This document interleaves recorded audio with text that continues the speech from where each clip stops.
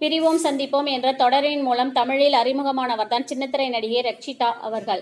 இளவரசி தொடரிலும் நடித்தார். இவர் சரவணன் மீனாட்சி 2ஆம் பாகத்தில் நடித்த பிறகு பெரும் புகழடைந்து பிரபலமடைந்தார். சின்னத்திரையில் நிகழ்ச்சி தொகுப்பாளராகவும் பணி செய்தவர். 2013 ஆரம்பித்த இவரின் நடிப்பு இன்று வரை தொடர்கிறது. பிக்பாஸ் வீட்டில் 90 நாட்கள் இருந்து மேலும் பிரபலமடைந்தார். சரவணன் மீனாட்சிக்கு பிறகு நாம் இருவர் நமக்கு இருவர், அதன் பிறகு சொல்ல மறந்த கதை தொடரிலும் நடித்தார். இத்தொடர் நிறைவடையும் போது மிகவும் வருத்தப்பட்டார். சி தமிழில் நாச்சியார்புரம் தொடரிலும் நடித்தவர். அதற்கு முன்பே இத்தொலைக்காட்சியில் நடுவராகவும் கலந்து கொண்டார். சரவணன் மீனாட்சி 2ஆம் பாகத்தில் இவர் தங்க மீனாட்சியாக நடித்திருப்பார். இத்தொடரில் இவர் கிராமத்து பெண்ணாக நடித்திருந்தார். ஆனால் தொடர் நிறைவடையும் போது இவரை போலவே வேறு ஒரு பெண் நகரில் இருப்பதை போலவும் அவர் கிராமத்திற்கு வருவதை போலவும் இருவரும் ஒருவரை ஒருவர் பார்த்து கொண்டு என்னை போலவே நீ என்று சொல்வது போல தொடர் நிறைவடைந்தது. கதாநாயகனும் மாறிக்கொண்டே இருந்தார்கள். இத்தொடரில் இவருக்கு 3 கதாநாயகர்கள் என்ற பெருமை உண்டு.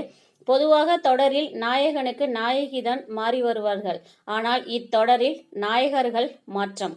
இத்தொடரின் இயக்குனர் நீங்கள் தான் இத்தொடரில் நடிக்க வேண்டும் என்றும் நீங்கள் நடித்தால்தான் சிறப்பாக இருக்கும் என்றும் இக்கதாபாத்திரம் சிறப்பாக அமையும் என்று கூறியதாக அப்போது பேசப்பட்டது. அதுபோல் ரசிகர்களால் புகழின் உச்சிக்கே சென்றவர். இத்தொடருக்கு இவர் சிறந்த நடிகைக்கான அவார்டும் பெற்றார். 2015ஆம் ஆண்டு உப்பு கருவாடு படத்தில் அறிமுகம். இப்படத்தில் இவரின் நடிப்பு மிகவும் சிறப்பாக உள்ளது என்றும் பேசப்பட்டது. சமீபத்தில் தனது பிறந்த நாளை புது வீட்டில் கொண்டாடினார். எனக்கு எல்லாமே எனது அம்மாதான் என்றும் கூறுகின்றார். தற்போது நீண்ட இடைவெளிக்கு பிறகு கதையின் நாயகியாக எக்ஸ்ட்ரீம் திரைப்படத்தில் காவல்துறை அதிகாரியாக நடிக்கின்றார். சுதந்திரம் என்ற பெயரில் தான் செய்யும் காரியங்களால் அதில் பெண்களே அதிகம் பாதிக்கப்படுகிறார்கள். அதற்கான தீர்வையும் சொல்லுவதும் ஒரு பெண்தான் என்பது போல கதையும் உள்ள நிலையில் பல நடிகைகள் நடிக்க மறுத்த இக்கதையில் ரட்சிதா மகாலட்சுமி அவர்கள் நடிக்கின்றார். இது பெண்களுக்கு எதிராக கருத்து சொல்வது போல் அமைந்துவிடும் என்பதற்காக பல நடிகைகள் நடிக்க மறுத்துவிட்டனர்.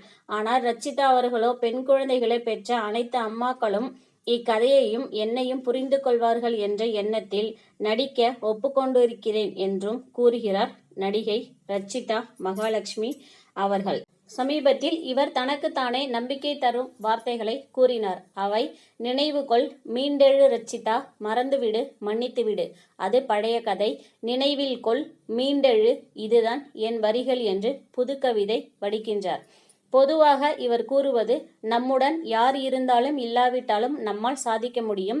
குழப்பங்களிலும் அமைதியை தேடும் பெண்களை ஒருபோதும் தொந்தரவு செய்ய முடியாதாம். எதுவும் எளிதில் கிடைக்காது. கடின உழைப்பை உச்சிக்கு கொண்டு செல்லும். உங்களுக்கு பிடித்தவற்றை செய்யுங்கள். உங்களுக்கு பிடித்த மாதிரி வாழுங்கள். நிதானமாக மேன்மையாக இருங்கள். உங்கள் செயல்கள் பேசட்டும் என்கிறார் ரட்சிதா மகாலட்சுமி அவர்கள்.